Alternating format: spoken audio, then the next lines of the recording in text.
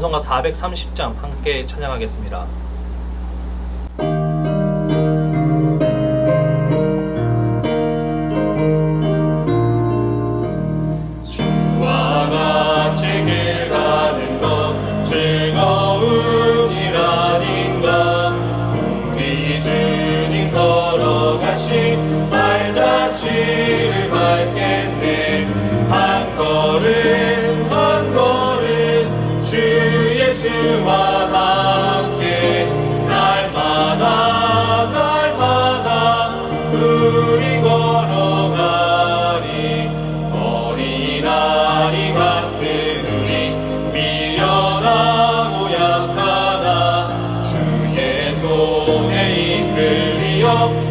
생명길로 가겠네. 한 걸음 한 걸음 주 예수와 함께 날마다 날마다 우리 걸어가리. 꽃이 피는 들판이나 험한 골짜기라도 주가 인도하는 대로 주와 같이 가겠네. 한 걸음 한 걸음 주 예수와 함께 날마다 날마다 우리 걸어가리. 옛 선지자의 높같이 우리들도 천국에 들려 올라갈 때까지 주와 같이 걷겠네. 한 걸음 한 걸음 주 예수와 함께 날마다 날마다 우리 걸어가리.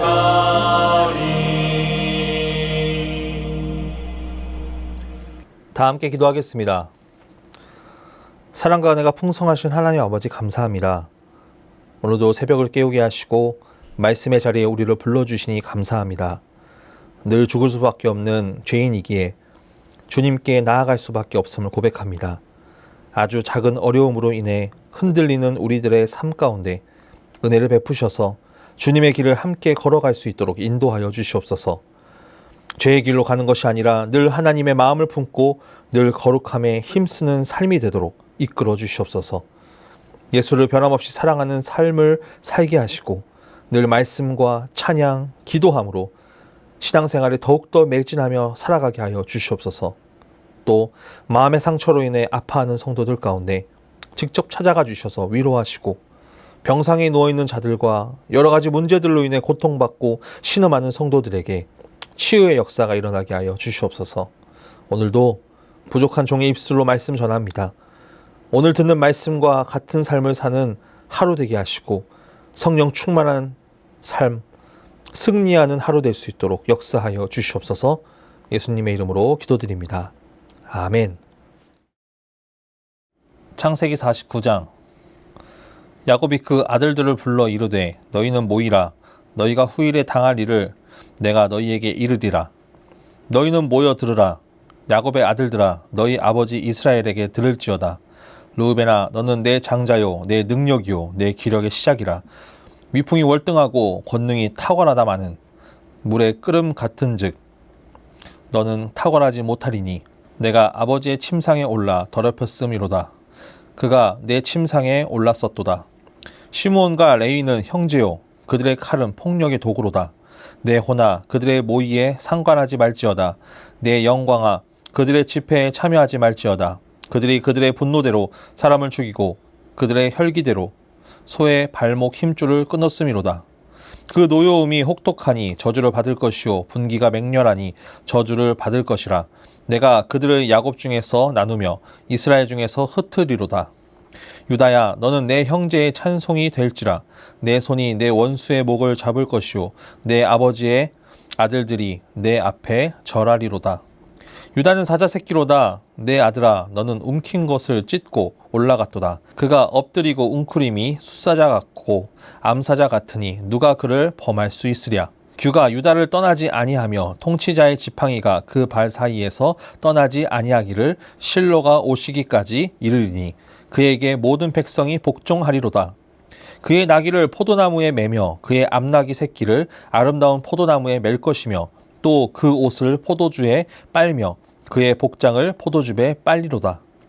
그의 눈은 포도주로 인하여 붉겠고 그의 이는 우유로 말미암아 희리로다. 수불로는 해변에 거주하리니 그곳은 배 매는 해변이라. 그의 경계가 시돈까지리로다. 이사갈은 양의 우리 사이에 꿇어 앉은 건장한 나귀로다. 그는 쉴 곳을 보고 좋게 여기며 토지를 보고 아름답게 여기고 어깨를 내려 짐을 메고 앞제 아래에서 섬기리로다. 다는 이스라엘의 한 지파같이 그의 백성을 심판하리로다. 다는 깁설의 뱀이요 새길의 독사로다. 말굽을 물어서 그 탄자를 뒤로 떨어지게 하리로다. 여호와여, 나는 주의 구원을 기다리나이다. 갓은 군대의 추격을 받아 도리어 그 뒤를 추격하리로다. 아셀에게서 나는 먹을 것은 기름진 것이라. 그가 왕의 수라상을 차리리로다. 납달리는 노인 암사슴이라. 아름다운 소리를 바라는도다. 요셉은 무성한 가지 곧 샘 곁에 무성한 가지라. 그 가지가 담을 넘었도다. 활 쏘는 자가 그를 학대하며 적개심을 가지고 그를 쏘았으나 요셉의 활은 도리어 굳세며 그의 팔은 힘이 있으니 이는 야곱의 전능자 이스라엘의 반석인 목자의 손을 힘입음이라. 내 아버지의 하나님께로 말미암나니 그가 너를 도우실 것이요 전능자로 말미암나니 그가 내게 복을 주실 것이라. 위로 하늘의 복과 아래로 깊은 샘의 복과 젖먹이는 복과 태의 복이로다. 내 아버지의 축복이 내 선조의 축복보다 나아서 영원한 산이 한없음 같이 이 축복이 요셉의 머리로 돌아오며 그 형제 중 뛰어난 자의 정수리로 돌아오리로다. 베냐민은 물어뜯는 일이라. 아침에는 빼앗은 것을 먹고 저녁에는 움킨 것을 나누리로다. 이들은 이스라엘의 12지파라. 이와 같이 그들의 아버지가 그들에게 말하고 그들에게 축복하였으니 곧 그들 각 사람의 분량대로 축복하였더라. 그가 그들에게 명하여 이르되 내가 내 조상들에게로 돌아가리니 나를 햇사람 에브론의 밭에 있는 굴에 우리 선조와 함께 장사하라. 이 굴은 가나안 땅 마물의 앞 막벨라 밭에 있는 것이라. 아브라함이 햇사람 에브론에게서 밭과 함께 사서 그의 매장지를 삼았으므로 아브라함과 그의 아내 사라가 거기 장사되었고 이삭과 그의 아내 리브가도 거기 장사되었으며 나도 레아를 그곳에 장사하였노라. 이 밭과 거기 있는 굴은 햇사람에게서 산 것이니라. 야곱이 아들에게 명하기를 마치고 그 발을 침상에 모으고 숨을 거두니 그의 백성에게로 돌아갔더라. 아멘. 오늘은 창세기 49장 1절에서 2절 말씀을 중심으로 하나님을 선택하는 삶이라는 제목으로 하나님의 말씀을 전하겠습니다. 오늘 말씀은 야곱이 12아들을 불러서 축복하는 장면이 나옵니다. 그런데 사실 축복보다는 저주에 가까운 말도 있습니다. 그래서 이번 창세기 49장은 아들들을 향한 축복의 말씀도 되지만 예언의 말씀도 됩니다. 야곱은 아들들을 불러 한 명 한 명 이야기를 하고 후일에 12지파가 구약에서 어떻게 살아갈지에 대해서 이야기를 합니다. 그래서 오늘 말씀은 하나님께서 12아들들에게 어떻게 말씀하시는지를 우리가 살펴볼 필요가 있습니다. 여러분, 예언은 이루어집니다. 하나님의 예언은 이루어집니다. 그러나 그 이루어지는 모습과 모양은 달라지는 것을 우리는 오늘 말씀을 통해서 볼 수 있습니다. 먼저 말씀을 살펴보면 1절 말씀을 한번 보도록 하겠습니다. 야곱이 그 아들들을 불러 이르되 너희는 모이라. 너희가 후일에 당하리를 내가 너희에게 이르리라. 아멘. 야곱이 그 아들들을 부르고 모이라 하고 이릅니다. 또 2절을 보니까 너희는 모여 들으라. 야곱은 아들들을 모이게 하여 중요한 이야기를 하려고 강조하고 있습니다. 그런데 단순히 아버지가 아들들에게 너 이렇게 살아라 저렇게 살아라 라는 것을 뛰어넘어서 후일에 당할 일이라고 표현을 합니다. 여러분, 일반적으로 미래를 말하는 것보다 메시아적인 예언을 말하는 부분입니다. 또 반복적으로 모여라 들으라 하는 것은 이제 이 야곱이 임종이 다가오고 있음을 이야기합니다. 또 그런 상황 가운데 중요한 예언의 말씀을 하는 것이고 아버지 야곱의 말을 뛰어넘어 하나님의 언약의 자손인 이스라엘의 아들들에게 하는 예언의 말씀인 것입니다. 그렇게 야곱은 첫 번째 아들에 대해서 이야기를 합니다. 르우벤아, 너는 내 장자요, 내 능력이요. 또 위풍하고 월등하고 권능이 탁월하다마는 이라고 이렇게 나와 있습니다. 족장 시대의 한 가족의 가장이 제사장직을 수행합니다. 그리고 이 가장이 죽게 되면 그 아들 중에 장자가 그 제사장직을 이어받아 수행을 합니다. 또한 가족들을 통솔하는 능력을 가지고 있고 특히 전시 상황이 되면 장자가 가족들을 지휘하는 권리를 가질 수 있습니다. 그런데 이 장자 르우벤을 표현할 때 탁월하다마는 이라는 표현을 합니다. 야곱은 왜 이렇게 말을 할까요? 4절 말씀에 보면 이렇게 기록되어 있습니다. 물의 끓음 같았은즉 너는 탁월하지 못하리니 내가 아버지의 침상에 올라 더럽혔음이로다. 그가 내 침상에 올랐었도다. 아멘. 르우벤은 그의 범죄로 인해 이 모든 권리를 상실했음을 보여줍니다. 물이 끓음 같았다. 물을 끓게 하기 위해서는 엄청난 에너지를 가지고 그 물을 뜨겁게 합니다. 그것처럼 르우벤은 조급하고 정욕적이고 충동적인 성격을 가지고 있었습니다. 이런 모습을 그냥 여기서만 볼 수 있는 것이 아니라 말씀을 통해서도 우리가 찾아볼 수 있습니다. 애굽의 곡식을 구하러 갈 때 베냐민을 데려다가 놓기 위해서 자신의 두 아들을 볼모로 내어놓겠다고 제의한 적도 있었고요. 그의 후손 다단과 아비람은 모세의 건의에 대항하여 반란을 일으켰고 땅 문제와 관련해서 갓지파와 더불어 먼저 정복한 요단강 동편 땅을 유업으로 달라고 요구도 합니다. 또 말씀을 보니까 아버지의 침상에 올라 더럽혔다라고 나와 있습니다. 아버지의 첩, 비라와 통간한 것을 말합니다. 결국 이 르우벤은 장자로서 탁월하지 못했습니다. 그래서 장자의 주도권은 어디로 갑니까? 유다에게로 옮겨지게 됩니다. 또 장자가 마땅히 받아야 될 몫을 요셉이 받게 됩니다. 자, 그렇다면 시므온과 레위를 한번 살펴볼까요? 5절 말씀에 보면 이렇게 기록되어 있습니다. 시므온과 레위는 형제요. 이 둘은 레아에게서 난 아들로 다른 번역본에 보니까 단짝 형제라고 불릴 정도로 비슷한 것들이 많은 형제였습니다. 그런 두 형제가 보인 모습이 어땠습니까? 참혹합니다. 하나밖에 없는 여동생 디나가 하몰의 아들 세겜에게 강간을 당하고 결혼을 요구당할 때 시므온과 레위가 앞장서서 그들을 죽일 계략을 짭니다.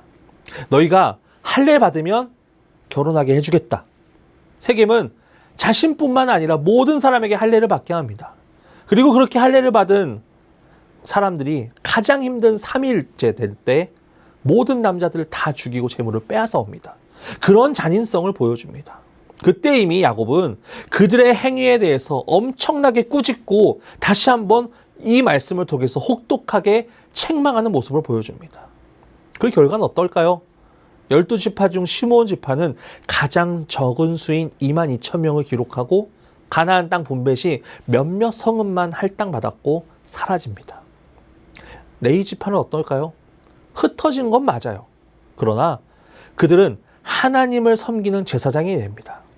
그 이유를 우리는 출애굽기 32장 26절을 통해서 살펴볼 수 있습니다.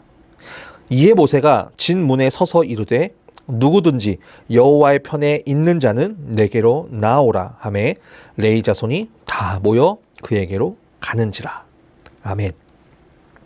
모세가 시내산에 올라갔을 때 이스라엘 백성들이 아론에게 이렇게 말을 합니다. 우리를 인도할 신을 만들어 달라라고 말합니다. 아론도 그럴 것이 그냥 기다리라, 조금 있으면 온다 라고 하면 되는데, 그렇게 백성들을 잠재우면 되는데 그러지 못하고 금송아지를 만들어 놓고 자, 여기 우리를 인도할 너희의 신이다 라고 한 것입니다. 모세가 시내산에 내려오고 그 모습을 보고 원수의 조롱거리가 되었다라고 꾸짖습니다. 그때 모세가 말합니다. 여호와의 편에 있는 자는 다 내게로 오라라고 합니다. 여러분 누가 옵니까? 레위 자손이 다 모여 그에게로 갑니다. 여러분 시므온 지파는 가장 적은 수였고 흩어지고 사라집니다. 레위도 똑같이 흩어졌습니다. 그러나 하나님의 제사장으로 하나님을 섬기게 되고 12지파의 기둥이 되는 지파가 됩니다. 같은 잘못을 하였지만 그 결과는 다릅니다. 결국 우리가 결정하는 것입니다. 저주로 남아있을지 축복으로 남아있을지 세상을 선택할 것인지 하나님을 선택할 것인지의 중요성이라는 것입니다. 여러분 유다는 어떤 모습 보여집니까? 형들과 모습은 다릅니다. 8절 말씀에 이렇게 기록되어 있습니다. 유다야 너는 내 형제의 찬송이 될지라 내 손이 내 원수의 목을 잡을 것이요 내 아버지의 아들들이 내 앞에 절하리로다. 유다 이름 자체로도 찬양이라는 뜻을 가지고 있습니다. 형들과 달리 풍성하고 순수한 축복을 합니다. 형제들이 요셉을 해치려 할 때 피를 흘리는 것보다 차라리 파는 게 나을 것이다라고 제안했던 사람이었고요. 자신을 베냐민의 담보물로 제공하고 요셉 앞에서 진실하고 의젓하게 변호하는 모습도 보여줍니다. 그의 행동은 형제들에게 있어서 찬송을 받을 만한 사람이었습니다. 그래서 그에게 어떤 축복이 임합니까? 유다가 가족을 위해서 자신을 내어놓았듯이 우리의 죄를 담당하시는 예수님께서 이 유다 지파에서 태어나시게 됩니다. 여러분 얼마나 큰 축복입니까? 마지막으로 요셉을 한번 봅시다. 하나님께서 야곱을 통해 요셉에게 다른 형제들보다 더 큰 축복을 허락하십니다. 첫 번째로 받은 복은 자손의 번성의 축복을 받습니다. 요셉의 아들 에브라임과 므낫세를 통해 자손이 퍼져가고 그 안에 여호수아와 드보라, 사무엘과 같은 많은 이스라엘의 지도자들이 나옵니다. 그리고 24절 말씀에 보니까 이스라엘의 반석인 목자의 손을 힘입으리라. 고난 가운데 하나님의 손을 힘입어 강하게 되는 축복을 받게 됩니다. 또 하나님께서 도우실 것을 말하며 조상이 받은 복보다 더 풍성한 복이 요셉에게 임함을 말씀을 통해서 이야기하고 있습니다. 여러분 오늘 말씀은 축복이 되는 말씀도 되지만 저주의 말씀도 됩니다. 중요한 것은 야곱의 개인적인 생각으로 너는 잘했으니까 넌 축복받고 너는 못했으니까 저주 내린다 라는 것이 아닙니다. 야곱과 12 아들들에게 임하시는 하나님의 섭리와 역사하심을 보여주시는 것입니다. 어떤 아들은 축복받고 어떤 아들은 저주받습니다. 또 저주받아 마땅한 레위 지파는 하나님의 편에 섰을 때 하나님께서 그에게 하나님의 제사장의 길로 인도하십니다. 여러분 아들들의 어떠한 삶을 살아왔는가에 따라서 하나님의 말씀은 달라졌고 야곱의 예언은 달라졌습니다. 우리도 삶 가운데 누구는 능력 좋고 누구는 능력이 많다고 중요한 것이 아니라 누가 더 하나님 앞에 더 나아가고 누가 더 하나님을 선택했고 따랐는가가 중요하다는 것입니다. 우리가 주 앞에서 내세워야 될 것은 우리의 능력 아닙니다. 우리의 힘 아닙니다. 하나님께서 원하시는 것을 선택하는 삶, 그런 삶을 살아가는 삶, 우리는 이런 삶을 살아가야 할 줄 믿습니다. 여러분 하나님 선택하십시오. 하나님 선택함으로 유다와 요셉과 같이 축복받아 오늘 하루도 승리하는 우리 성도분들 되시길 간절히 소원합니다. 기도하겠습니다. 사랑과 은혜가 풍성하신 하나님 아버지 감사합니다. 우리가 또 이 새벽을 깨워 주님의 말씀 듣고 하루를 시작하게 해주심 감사합니다. 오늘 말씀처럼 우리가 하나님을 선택하는 삶을 살기 원합니다. 우리가 하나님을 선택함으로 하나님께서 우리에게 주실 복을 우리가 기대하며 나아갑니다. 우리가 하나님을 선택하지 않으면 우리가 저주의 길로 가는 것을 우리는 알고 있습니다. 그렇기에 우리는 하나님께서 원하시는 방법으로 하나님께서 원하시는 삶을 선택하는 자들이 될 수 있도록 인도하여 주시옵소서. 오늘도 세상의 여러 유혹과 힘듦 가운데 우리는 하나님을 선택하지 아니하고 세상을 선택할 때 많이 있습니다. 그러나 이제는 하나님을 선택하여 하나님 안에서 축복받아 그 은혜를 누리며 살아가는 성도분들 될 수 있도록 인도하여 주시옵소서. 연하여 주기도문 하심으로 예배를 마치겠습니다. 하늘에 계신 우리 아버지, 아버지의 이름을 거룩하게 하시며 아버지의 나라가 오게 하시며 아버지의 뜻이 하늘에서와 같이 땅에서도 이루어지게 하소서. 오늘 우리에게 일용할 양식을 주시고 우리가 우리에게 잘못한 사람을 용서하여 준 것 같이 우리 죄를 용서하여 주시고 우리를 시험에 빠지지 않게 하시고 악에서 구하소서. 나라와 권능과 영광이 영원히 아버지의 것입니다. 아멘.